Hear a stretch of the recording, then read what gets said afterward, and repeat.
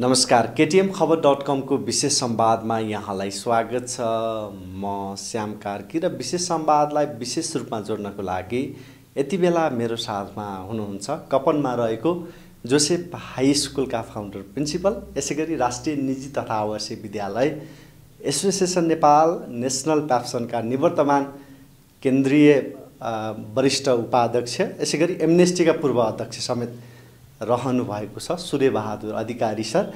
र विशेष गरी शिक्षासँग आज हामी उहाँसँग केन्द्रित हुनेछौँ। समसामयिक शिक्षा र जोसेफ हाई स्कुल केन्द्रित कुराकानीलाई जोड्ने प्रयास आज हाम्रो रहन्छ। अब क्रममा उहाँसँग कुराकानी गर्छौँ। सूर्य सर, यहाँलाई स्वागत छ। धन्यवाद। आराम हुन्छ सर? ठिकै छ। यतिखेर ठ्याक्कै केमा केन्द्रित हुनुहुन्छ सर? अब पहिलो चाहिँ एसई परीक्षाको परीक्षा केन्द्र छ जोसेफ हाई स्कुलमा। त्यसकारणले पनि बिहान त्यही काममा व्यस्त भइन्छ। दिनमा चाहिँ अब के चाहिँ एकाडेमिक एउटा सेसनको अन्तिम महिना हो, फाइनल टर्म एक्जाम भइरहेको छ र सँगसँगै नयाँ शैक्षिक सत्रको लागि अब हामी तयारी, कति विद्यार्थी भर्ना लिने, अब कस्तो खालको चाहिँ अब जति पोहोरभन्दा यसपटक कति अपग्रेड गरेर अगाडि बढ्ने, के विषय चाहिँ हामीले अपग्रेड गर्न जरुरी छ र अहिलेको चाहिँ एउटा प्रतिस्पर्धी एउटा समयमा हैन निजी शिक्षालयले जुन किसिमको शिक्षा दिइरहेका छन् त्यो शिक्षामा अझै चाहिँ के छ भने बढी कम्पिटिटिभ बनाउन लागि हैन एउटा चाहिँ राम्रो कम्पिटिसनमा विद्यार्थीलाई उतार्नको निम्ति अब के योजना तयार गर्ने भनेर चाहिँ एउटा होमवर्क गर्ने हामी गरिरहेका छौँ। र त्यसैगरी अहिलेसम्म हामीले 1 वर्षभरि गरेका चाहिँ के छ भने गतिविधिहरूलाई रिभ्यू गर्ने, हामीले 1 वर्षमा के चाहिँ प्लानिङ गरेका थियौँ त्यो पुरा गरे कि गरेनौँ अथवा के थप प्लानिङ गर्न जरुरी छ भन्ने कुरा पनि हामीले अब जोडेर चाहिँ अहिले योजना बनाइरहेछौँ। अहिले तपाईँ शिक्षकसँगको मिटिङ भइरहेछ, तपाईँ व्यवस्थापनसँगको मिटिङ भइरहेछ र त्यसै गरी अहिले चाहिँ निजी विद्यालयले अब नयाँ शैक्षिक सत्र 2075 को सुरुवातमा जानको निम्ति अब यो वर्षको एसई अन्तिम परीक्षा भनेर चाहिँ नेपाल सरकारले तोकेको अवस्था छ। किनभने योभन्दा पछाडि अब आधारभूत शिक्षाको कक्षा 8 सम्मको चाहिँ स्थानीय सरकारले लिने र क्लास 10 सम्मको चाहिँ सङ्घीय सरकारले लिने र 12 कक्षाको चाहिँ यो केन्द्रीय सरकारले लिने भन्ने खालको एउटा खालको जुन किसिमको नेपाल सरकारको निर्णय छ यो अनुसारको परीक्षा नियन्त्रण कार्यालय चाहिँ अब यो वर्ष सम्म मात्रै रहने, यो भन्दा पछाडि गएर चाहिँ राष्ट्रिय परीक्षा बोर्डले काम गर्ने जुन खालको चाहिँ भइरहेको छ। यसमा चाहिँ अब एउटा साङ्गठनिक हिसाबले हामीले यो कुरालाई पनि हामीले अब एउटा सदस्यसम्म पुर्याउनु पर्ने र विद्यार्थी माझ पुर्याउनु पर्ने, अभिभावक माझ पुर्याउनु पर्ने र सँगसँगै अभिभावकहरूको पनि एक प्रकारको कस्तो छ भन्दाखेरि एउटा विद्यार्थीलाई स्कुल पठाइसके पछाडि आफ्नो जिम्मेवारी पुरा भयो त भन्ने प्रश्न पनि आइरहेको सन्दर्भमा मैले चाहिँ एउटा जोसेफ हाई स्कुलले चाहिँ के गरेका छौँ भन्दाखेरि हामीले अभिभावकको तालिमको व्यवस्था गरेका छौँ। हामीले एउटा चाहिँ तपाईँ आर्ट अफ प्यारेन्टिङ भन्छ त प्यारेन्ट्सलाई पनि त्यो खालको एउटा हामीले ट्रेनिङ प्रोग्राम राखिरहेका छौँ। यसको मुख्य आशय चाहिँ के हो भने अभिभावकले एउटा विद्यार्थीलाई, एउटा छोराछोरीलाई कुन लेभलको चाहिँ के छ भने घरमा उसले गतिविधि गरिदिँदाखेरि उसले जुन प्राप्त गर्नुपर्ने जुन शिक्षा छ त्यसमा चाहिँ अनुकूल हुन्छ अथवा त्यो एउटा चाहिँ घरको इन्भाइरोमेन्टतिर पोजिटिभ बनाउँछ भन्ने विषय पनि अहिलेको आवश्यकता हो। हामी बाल अधिकारका कुराकानी गर्छौँ, अभिभावकका अरू अधिकारका कुराकानी गर्छौँ। यो कुरालाई पनि अब हामीले अभिभावकको माध्यमले यो विषयलाई बुझाउनु जरुरी, जोड्न जरुरी छ। त्यसकारणले पनि हामी अहिले हामी एउटा सेसनको एउटा एकाडेमिक सेसनको अन्तिममा भएको हुनाले हामीले अभिभावकका यी कुराहरू, त्यहाँबाट विद्यार्थीका कुराहरू, त्यहाँ शिक्षकको कुराहरू र समग्रमा के छ भन्दाखेरि एउटा जोसेफ हाई स्कुलले एउटा एकाडेमिक सेसनमा कस्तो गतिविधि गर्यो, कस्तो के गर्यो भन्ने विषयलाई हामीले केन्द्रित भएर यही काममा लागिरहेछौँ। अब सर, लामो समयदेखि शिक्षा क्षेत्रमै केन्द्रित भइरहनु भएको छ र पछिल्लो समय शिक्षासँग केन्द्रित रहेर धेरै खालका बहसहरू केन्द्रित भएका छन्। अब यो समग्र राष्ट्रिय शिक्षालाई हेर्दाखेरि चाहिँ निजी तथा आवासीय विद्यालयहरूले कस्तो भूमिका खेलेको यहाँले पाउनुहुन्छ, कस्तो भूमिका खेलेको यहाँले भान गर्नुहुन्छ?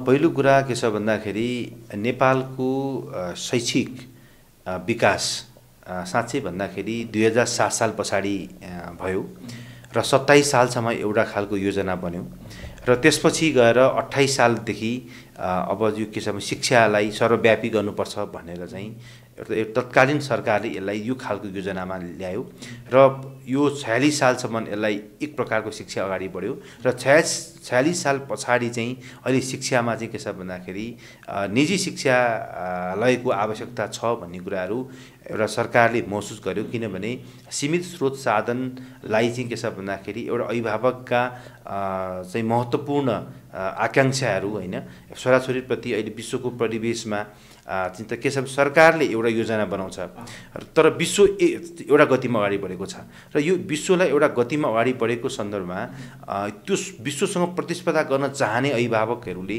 निजी शिक्षालयलाई रोज्नुभयो र त्यसकारणले पनि निजी शिक्षालयहरू र 2046 साल पछाडि बढी खुलेको अवस्था छ।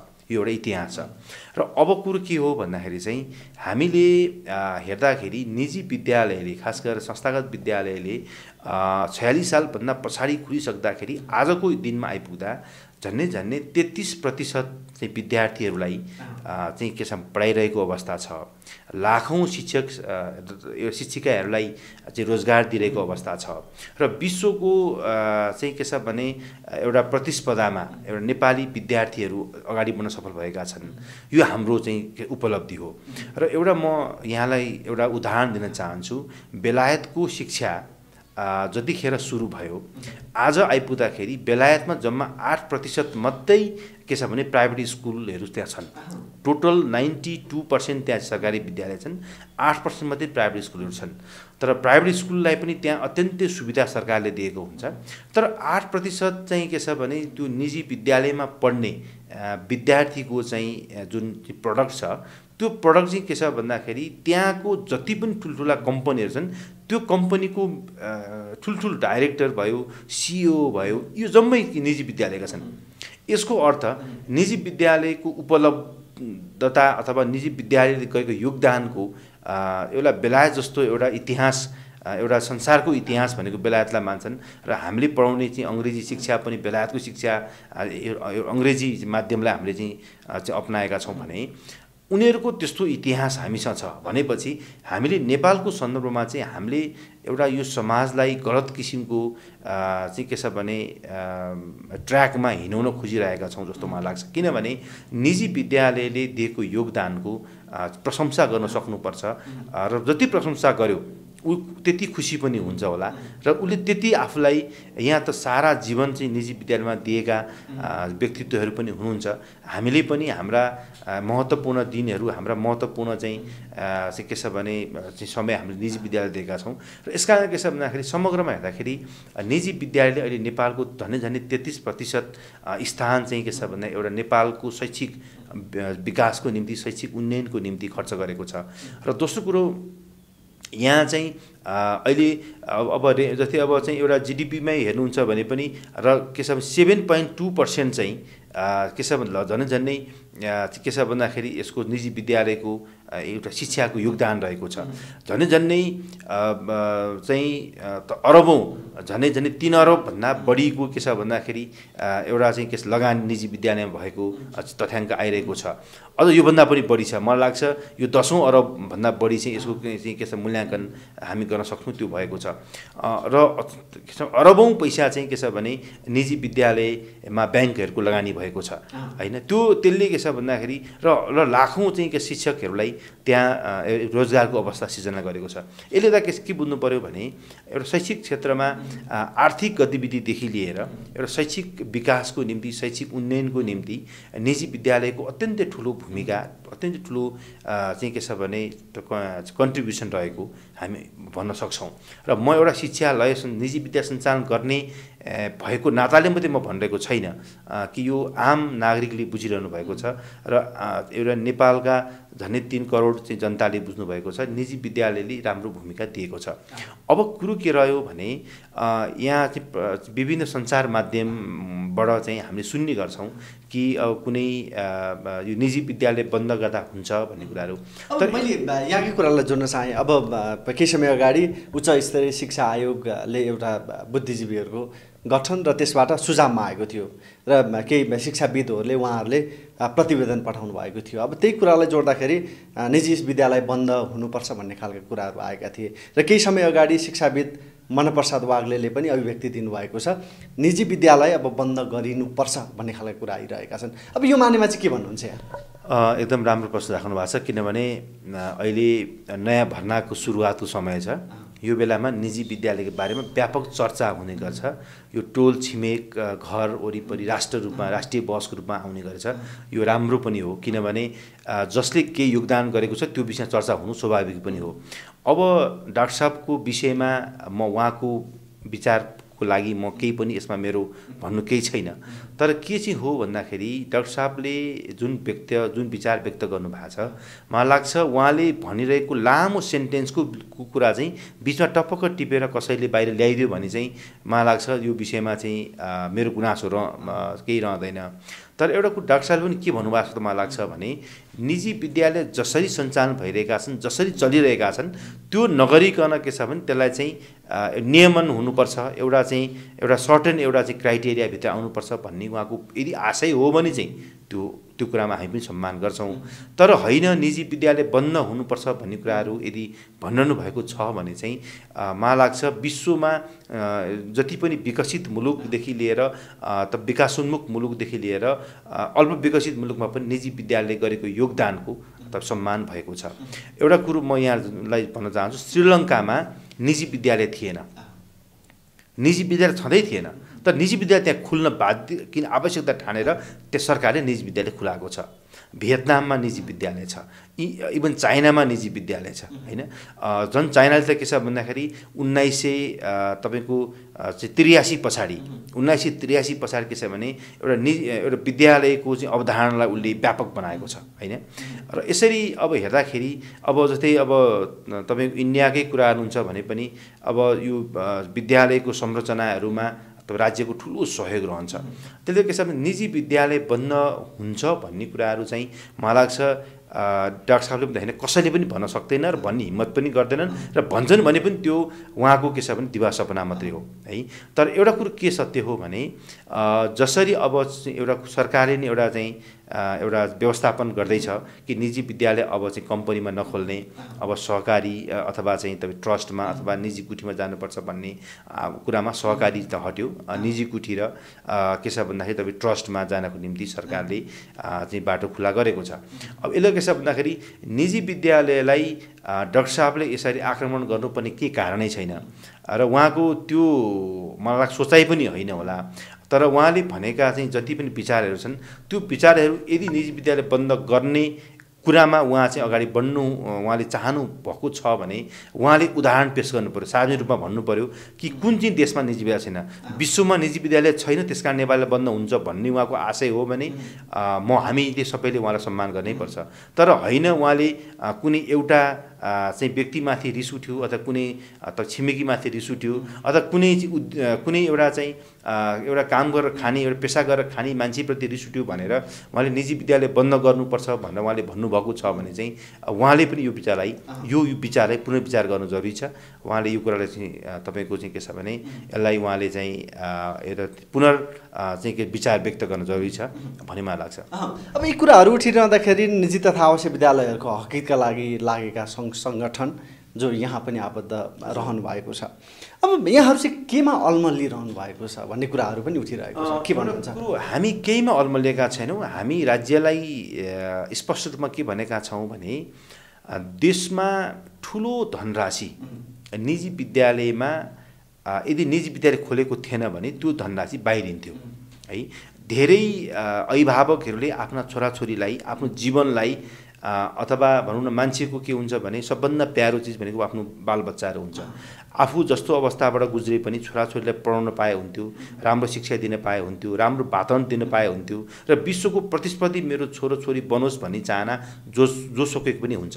त्यस्तो अवस्थामा चाहिँ एउटा कुरो के छ भन्दाखेरि चाहिँ हामीले निजी विद्यालय नेपालमा नखोलिदिएको थियौँ भने आज धेरै विद्यार्थी बाहिर पढ्न जान्थे र ती बाहिर पढ्दाखेरि त नेपालको ठुलो धनराशि, प्रत्यक्ष धनराशि, अप्रत्यक्ष धनराशि थुप्रो बाहिरिन्थ्यो। यसले देशको चाहिँ आर्थिक चाहिँ के छ गतिविधिमा यसले ठुलो चाहिँ के छ भने एउटा घाटा पुग्थ्यो भन्ने मलाई लाग्छ। अब त्यसै त नेपाल व्यापार घाटामा पछाडि परिरहेको छ, नेपाल गरिबमाथि गरिब भइरहेको छ होइन, किनभने आफ्नो उत्पादन केही छैन, आफ्नो क्षमता केही गर्न खालको वातावरण बनाउँदैछ, भर्खर नयाँ सरकार बनेको छ। अब हामीले सबैलाई आश गर्न सक्छौँ, विश्वास गर्न सक्छौँ कि अब बन्ने सरकारले, यो अहिले बनेको सरकारले अब आगामी दिनमा नेपालमै केही चाहिँ के छ भने एउटा ठुलो योगदान गर्नेछ। तपाईँ वैदेशिक रोजगारमा गएका मान्छेलाई रोक्नेछ होइन, नेपाल व्यापार घाटाबाट चाहिँ माथि उठ्नेछ, हामीले व्यापार गर्नेछौँ होइन, हामी चाहिँ व्यापारबाट यति नाफा गरे भन्ने पाउनेछौँ भन्ने अवस्था आउला। तर एउटा कुरो शिक्षामा यदि निजी विद्यालय खोलेको थिएनन् र नेपालमा यति धेरै निजी विद्यालय, यति राम्रो विद्यालयहरू खुलेको थिएनन् भने धेरै विद्यार्थी बाहिर जान्थे र यसमा अरबौँ खरबौँ रुपियाँ पैसा के छ भने बाहिर निस्किन्थ्यो। तर अब हामी के बुझ्नु जरुरी छ भने निजी विद्यालयलाई के कुरामा चाहिँ तपाईँले एउटा चाहिँ गर्न चाहनु भएको हामीले भन्दाखेरि हामीले निजी विद्यालयमा कुनै पनि अभिभावकले बालबच्चा ल्याउनुहुन्छ भने उहाँलाई नेपाल सरकारले तोकेको मापदण्ड अनुसार शुल्क लिने र त्यो शुल्कलाई अपुग छ भने तपाईँ नेपाल सरकारलाई त्यो प्रस्तावित तपाईँ शुल्क विवरण पेश गरेर त्यो अनुसारको शुल्क लिएर अगाडि बढ्ने र अभिभावक तिनीहरू रेडी छन् भने त्यो शुल्क लिएर अगाडि बढ्ने हो है। अब यहाँ त के छ भने अभिभावकले कुनै शुल्क तिर्न रेडी छन् भने त्यो अवस्थामा चाहिँ अभिभावकलाई चाहिँ तैँले योभन्दा बढी तिर्न त्यो तेरो अधिकार छैन, अथवा तैँले चाहिँ चिया चाहिँ के छ भने दुध हालेकै खानुपर्छ, अथवा तैँले चाहिँ सानो कपमै खानु ठुलो कपमा खानु पाउँदैनस् भन्न पनि नमिल्ला है। किनभने एउटा कुरो जुन स्कुलले शुल्क लिएका छन् त्यो अनुसारको सुविधा पनि दिएको हुन्छ। जुन किसिमको जुन स्कुलले जुन शुल्क चाहिँ लिएर के विद्यालय चलाएको हुन्छन् उसले त्यो लेभलको शुल्क, त्यो खालको सुविधा, त्यो खालको चाहिँ अब तपाईँ एक्टिभिटिज गरेको हुन्छ। तर यदि गरेको छैन भने त नियमन गर्ने, त्यसलाई अनुगमन गर्ने निकाय छ होइन। अहिले त झन् अब स्थानीय सरकारले यो पूर्ण अधिकार उहाँहरूलाई छ र स्थानीय सरकारले यो विषयलाई गम्भीरतापूर्वक लिनु पर्यो, यो अनुसारको अनुगमन गर्नु पर्यो, यो अनुसारको छलफल गर्नु पर्यो र त्यो अनुसारको एउटा नियम बनाएर उनीहरूलाई इम्प्लिमेन्ट गर्नु पर्यो। त्यो हुँदाखेरि के छ भने निजी विद्यालयले गलत गरेका छन् भने त्यसलाई ट्र्याकमा ल्याउने दायित्व सरकारको हो, निजी विद्यालय राम्रो गरेको छन् प्रशंसा गर्ने दायित्व पनि सरकारको हो, अथवा सबै उसको त्यो क्षेत्रको मान्छेहरूको हो। हामी के भन्दैछौँ भने एकहोरो गाली गर्यो भने कुनै पनि मान्छे त्यो साइकोलोजिकली पनि के हुन्छ भने त्यो नेगेटिभमा जान्छ। उसका कमजोरी छ भने तेरो कमजोरी यो भनिदिनु पर्यो, ठिक छ भने यो ठिक छ भनिदियो भने मान्छे सुध्रिन्छ पनि र सही बाटो ट्र्याकमा समाउन सक्छ। अब शुल्ककै कुरालाई लिएर चाहिँ निजी विद्यालय बदमास गरेका छन् भन्नुभन्दा चाहिँ निजी विद्यालय शुल्क लिनु ठिक छैन भने उसलाई अनुगमन गर्ने, उसलाई सजेस्ट गर्ने, तिमी योभन्दा बढी जान पाउँदैनौ, यदि लियौ भने तिमीलाई के छ कारबाही हुन्छ भन्नु पर्यो र उसले त्यो कुरालाई उसले लिइरहेको शुल्कलाई उसले प्रस्ताउन सक्छ।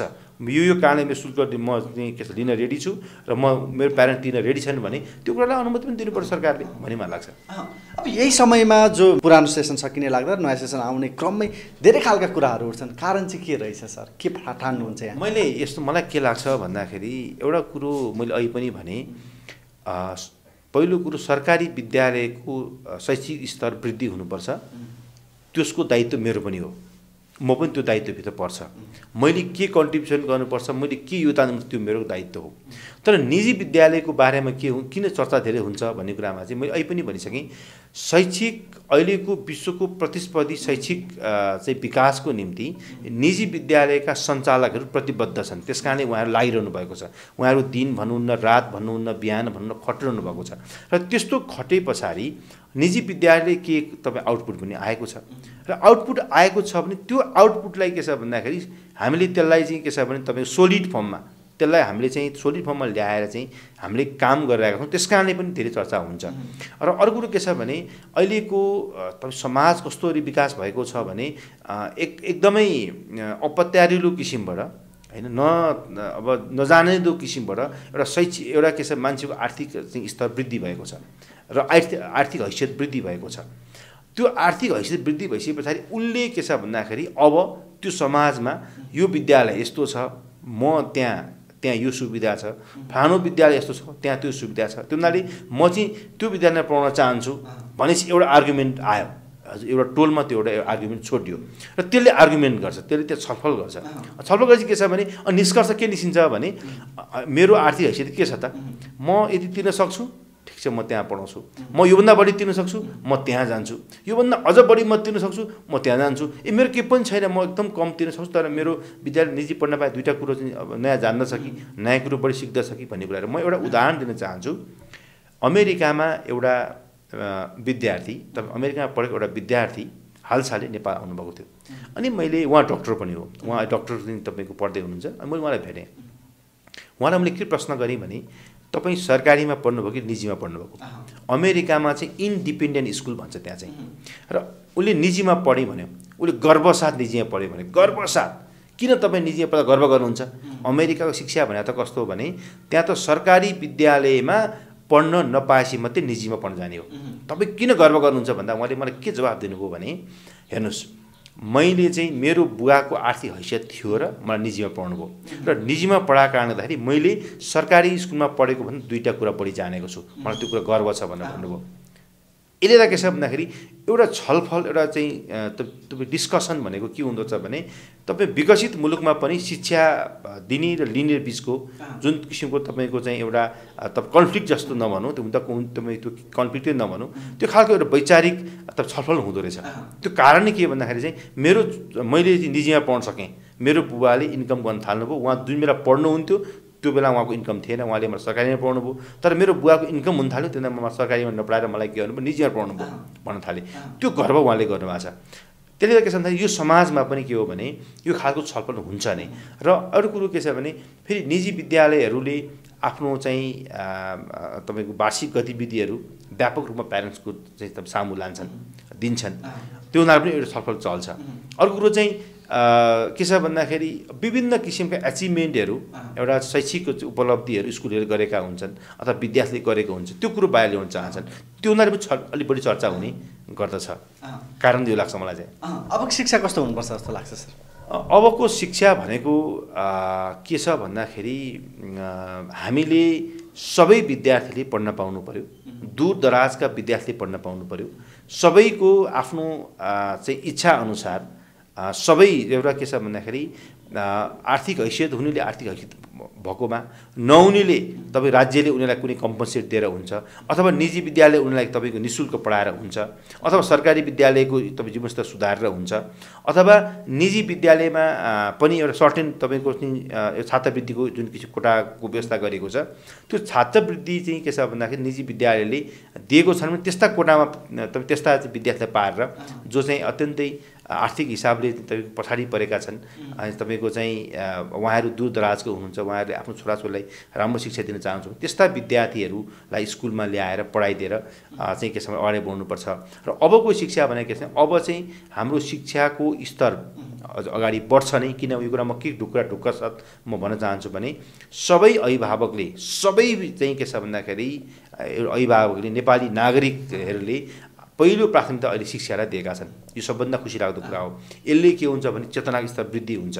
यसले छोराछोरीप्रति एउटा अभिभावकले जुन किसिमको चाहिँ के आश राखेका छन्, भरोसा राखेका छन्, त्यो आश र भरोसा भविष्यको निम्ति उनीहरूले पुरा गर्नलाई यो अत्यन्तै जागरुक अहिले भएका छन्। र हामी के बुझ्नुपर्छ भने अबको शिक्षा भनेको चाहिँ सरकारले शिक्षालाई प्राथमिकता दिनुपर्छ।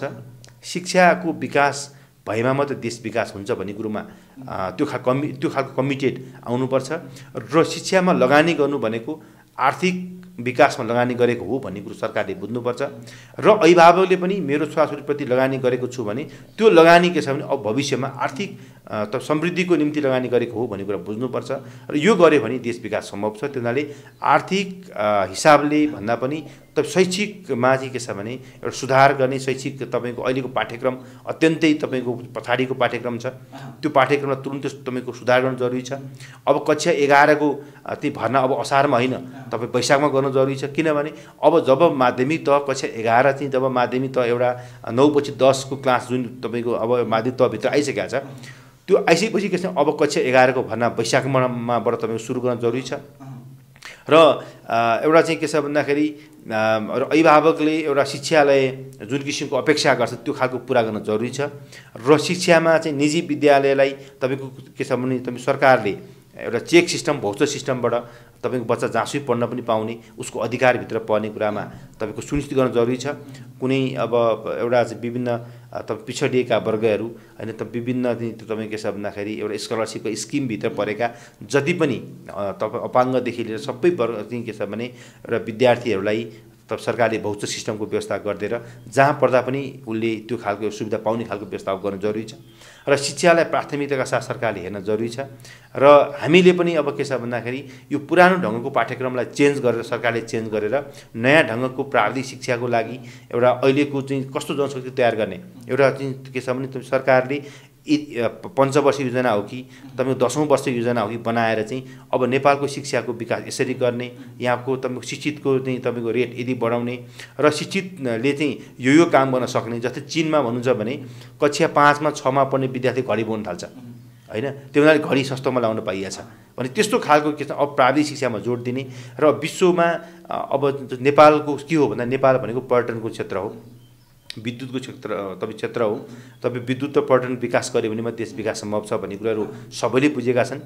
यस्तो अवस्थामा के छ भने हामीले चाहिँ त्योसँग सम्बन्धित तपाईँ पाठ्यक्रम तयार गर्ने हैन हाम्रो जडीबुटीहरू छन् त्यसको बारेमा त्यो खालको एउटा पाठ्यक्रम तयार गर्ने हैन र चाहिँ के छ भन्दाखेरि अहिले जुन किसिमको चाहिँ तपाईँको खाडल तपाईँको निजी र सरकारी विद्यालयपछि खाडल भनेका छन् त्यो खाडल चाहिँ के छ भने लाई पुरा गर्न केही गर्नै पर्दैन के छ सरकारले के छ भने त्यो निजी विद्यालयलाई पनि पार्टनरशिपको रूपबाट तपाईँ लिने हैन यसलाई चाहिँ निजी छुट्टै हो भन्ने कुराहरूलाई तपाईँको त्यो भ्रमलाइबाट तपाईँको सरकार मुक्त हुने र निजी र सरकारी विद्यालय बिच खाडललाई के छ पुर्याउनलाई सरकारले भूमिका खेल्ने यो खाडल सरकारले पाइरहेछ हामी भन्छौँ यो दुईटाको खाडल जुन भनेका छन् यो खाडल पुर्छु भन अहिलेको चाहिँ तपाईँको शिक्षा मन्त्रीज्यूले बोल्नु भएको छ उहाँलाई प्रश्न रूपमा चाहिँ मैले चाहिँ भेट्दाखेरि पनि मैले भनेको छु तपाईँले के छ सरकारी र निजी विद्यालय बिच खाडल पुर्याउन लागि के छ निजी विद्यालयले चाहिँ के छ यस्तो गर्यो उस्तो गर्यो भन्दा पनि सरकारी विद्यालयको के छ शैक्षिक स्तर वृद्धिको लागि निजीलाई पार्टनरसिपमा कसरी ल्याउने यो चाहिँ के छ प्राइभेट पब्लिक पार्टनरसिपमा चाहिँ तपाईँको के छ भने एउटा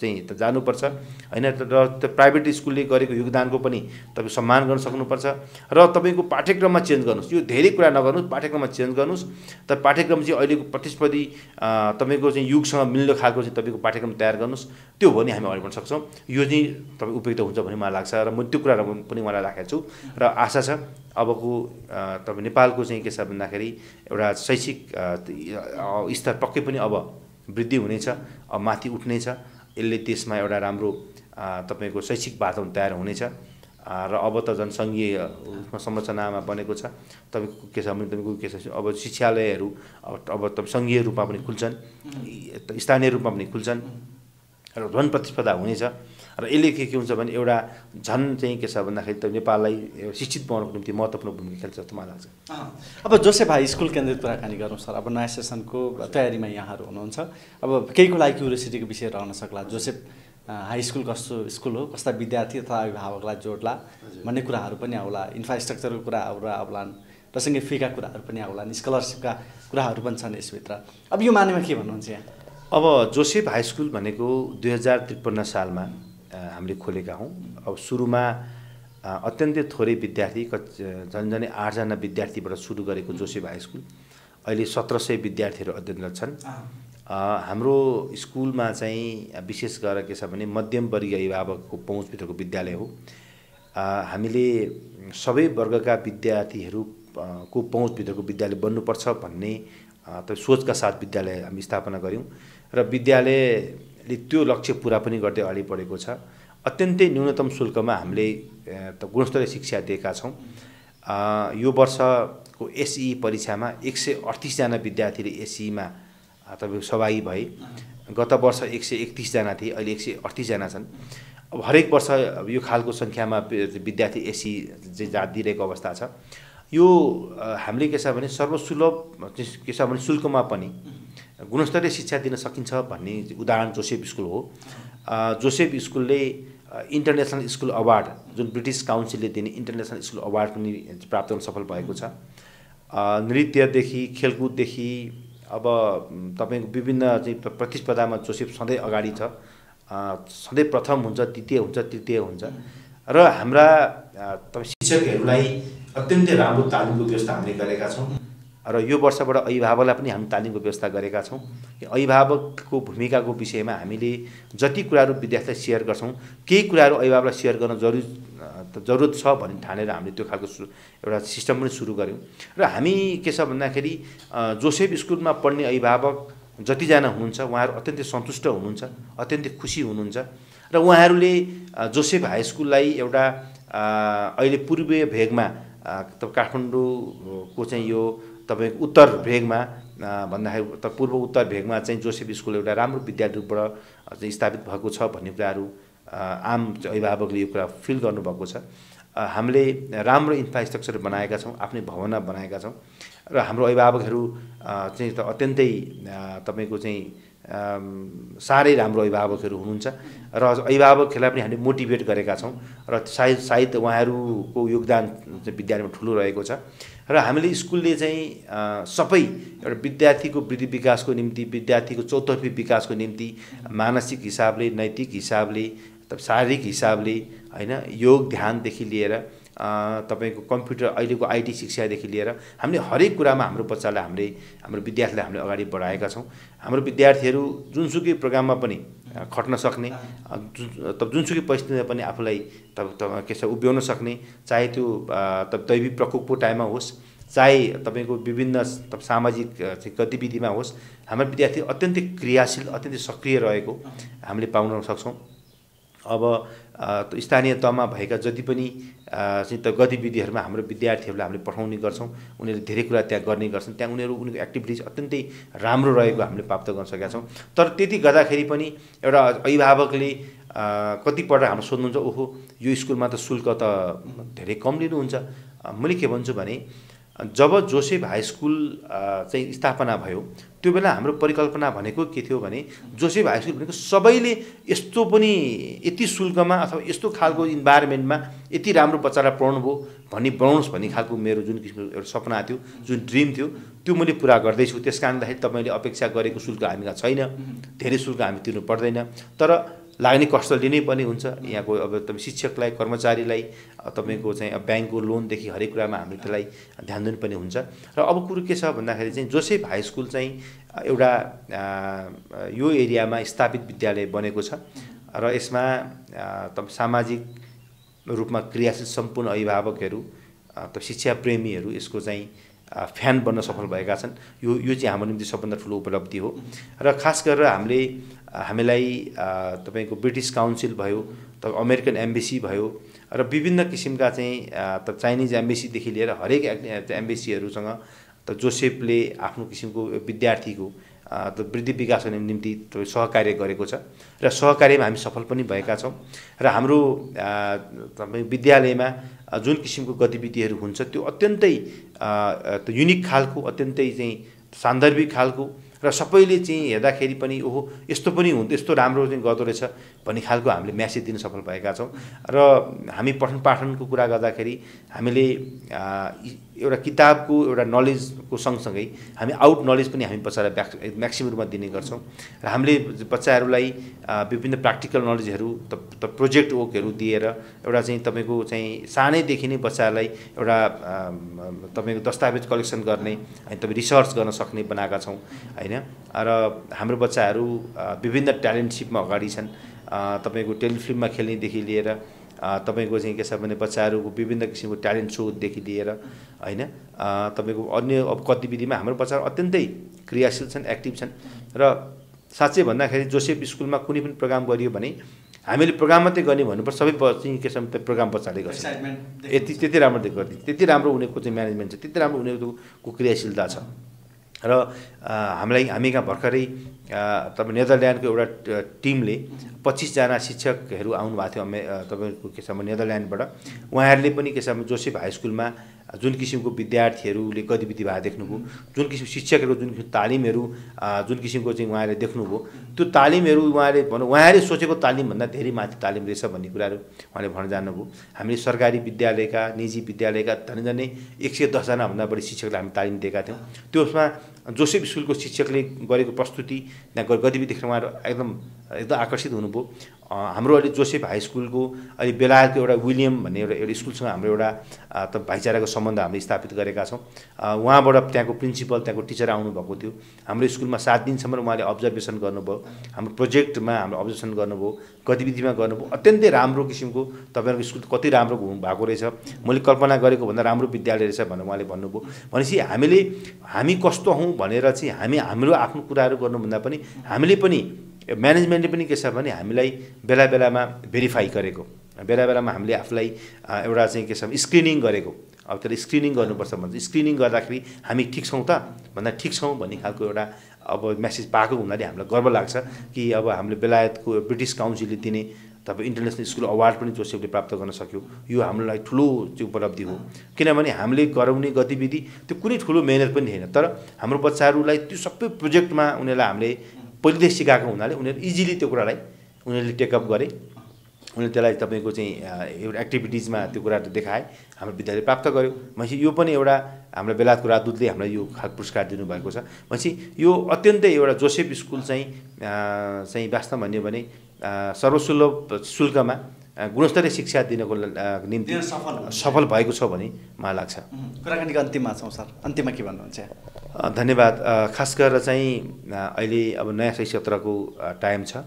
आम अभिभावकले आफ्ना छोराछोरीलाई, आफ्नो नानीहरूलाई धेरै चाहिँ के छ भन्दाखेरि बालबालिकालाई टर्चर हुने किसिमको ठाउँमा लगेर बालबालिकालाई के छ भने तपाईँको विद्यार्थीमा भर्ना गराउनुभन्दा नजिकमा राम्रो भएको विद्यालयमै आफ्नो बालबच्चालाई पढाउने खालको व्यवस्था गर्नु जरुरी छ।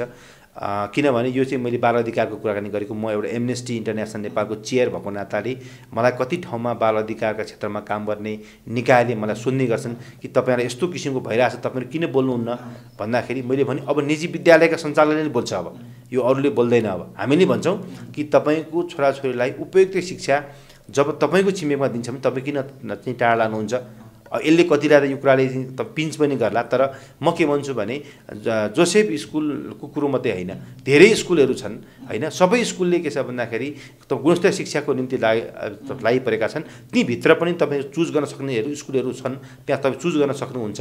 पैसा धेरै लिँदैमा चाहिँ शुल्क राम्रो लिँदैमा, महँगो लिँदैमा चाहिँ अब त विद्यालय राम्रो हुन्छ भन्ने कन्सेप्टबाट पनि हामी मुक्त हुनुपर्छ। हामी क्वालिटी एजुकेसनको निम्ति जुन विद्यालय सफल छ त्यो विद्यालयमा आफ्ना नानीहरू पढाएर चाहिँ आफूले शैक्षिक वृद्धि विकासमा आफू सहभागी हुनु जरुरी छ भन्ने मलाई लाग्छ। र विशेष गरेर के छ भन्दाखेरि नेपालको शैक्षिक चाहिँ अवस्थामा सुधारको निम्ति पनि अब सरकारले प्रतिबद्ध लाग्नुपर्छ। मैले अहिले पनि भनिसकेँ कि शिक्षाको विकास भएन भने देश विकास सम्भव छैन, र शिक्षाको विकास भयो भने देश विकास सम्भव छ। र अब सबै शिक्षा चाहिँ अब खालि एउटा के छ साक्षरताको निम्ति मात्रै नभइकन एउटा अब देश विकासमा आम नागरिक चाहिँ लागेको अवस्था छ, आम नागरिकको सपोर्ट छ सरकारलाई। र के छ भने सरकारले पनि अब आम नागरिकको चाहिँ महत्त्वाकांक्षा जुन आकांक्षा छ त्यो आकांक्षा पुरा गर्नको निम्ति एउटा तपाईँ शिक्षामा ठुलो लगानी गरोस्, र एउटा जुन पाठ्यक्रम छ त्यो पाठ्यक्रमलाई चेन्ज गरोस्, र उसले सकेसम्म के छ भन्दाखेरि गुणस्तरीय शिक्षाको निम्ति सरकारले पनि प्रतिबद्ध भएर लागोस्। निजी विद्यालयलाई सधैँ सम्मान गरोस् र उसको उन्नयनको निम्ति उसले गरेको तपाईँ कन्ट्रिब्युसनको निम्ति तपाईँको एकदम मुक्त कण्ठले तपाईँको के छ प्रशंसा गरोस्। हामी यही चाहन्छौँ। धन्यवाद। हुन्छ सर, यो महत्त्वपूर्ण समय संवादको लागि हामी यहाँलाई धन्यवाद दिन्छौँ। र मलाई पनि आज केही मेरो विचार राख्ने जुन एउटा अवसर दिनुभयो, म KTM-खबर.com लगायत सम्पूर्ण टिमलाई धन्यवाद दिन चाहन्छु। Thank you sir. धन्यवाद। KTM-खबर.com को विशेष संवादमा आज हामीले कुराकानी गऱ्यौँ कपन मिलनचोकमा रहेको जोसेफ हाई स्कुलका फाउन्डर प्रिन्सिपल, यसै गरी राष्ट्रिय निजी तथा आवासीय विद्यालय एसोसिएसन नेपाल नेसनल प्याप्सनका केन्द्रीय निवर्तमान वरिष्ठ उपाध्यक्ष, यसै गरी एमनेस्टी इन्टरनेसनल नेपालका पूर्व अध्यक्ष समेत रहनुभएको थियो सूर्यबहादुर अधिकारी सर, र समसामयिक शिक्षा र स्कुल केन्द्रित कुराकानीलाई जोड्ने प्रयास आज हाम्रो रह्यो। र अबको लागि पनि KTM-खबर.com को इन्टायर टिमको साथबाट विशेष संवादबाट म श्याम कार्की पनि यहाँबाट बिदा हुन्छु। बिदा दिनुहोस्। नमस्ते।